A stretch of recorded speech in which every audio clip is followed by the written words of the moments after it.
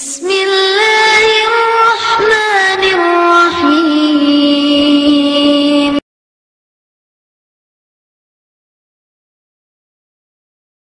Let me talk a little bit about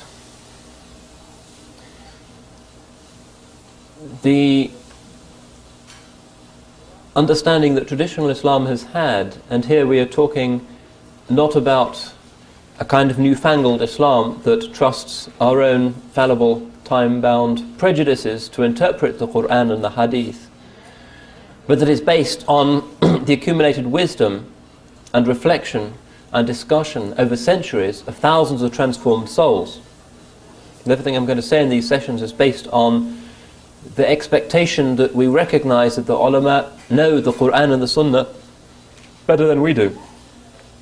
Another sign of the dispersal and confusion of the modern Muslim mentality and our initiation into the logic of multiplicity is that we are now trusting ourselves, and we say Quran and Sunnah, Quran and Sunnah, neglecting the fact that the Quran and the Sunnah always has an interpreter, and that interpreter can either be ourselves or it can be the consensus of thousands upon thousands of great transformed souls, people who know the Quran and the Sunnah outwardly and inwardly better than we ever will.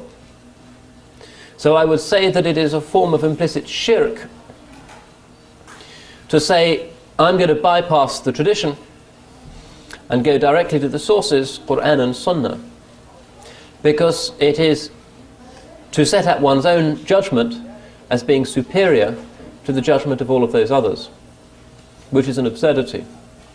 It's probably the greatest, most pernicious error in the modern ummah to say, well, 100,000 Shafi'i ulama might have come to this position, and I'm not really going to trouble myself to read all of the thousands of books through which this position was negotiated and arrived at.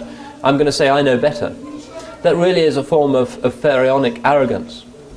This is not a minor error, a minor slip in our understanding of how Islamic education should take place. It's a very fundamental error.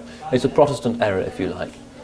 The idea that our personal consciences are so refined and so pure that we can understand the scriptures better than earlier generations, whole armies of great purified souls. It's an absurdity.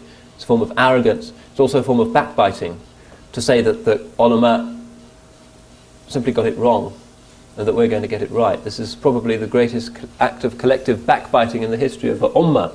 We should be eating the dead flesh of deceased ulama, saying that they got it wrong.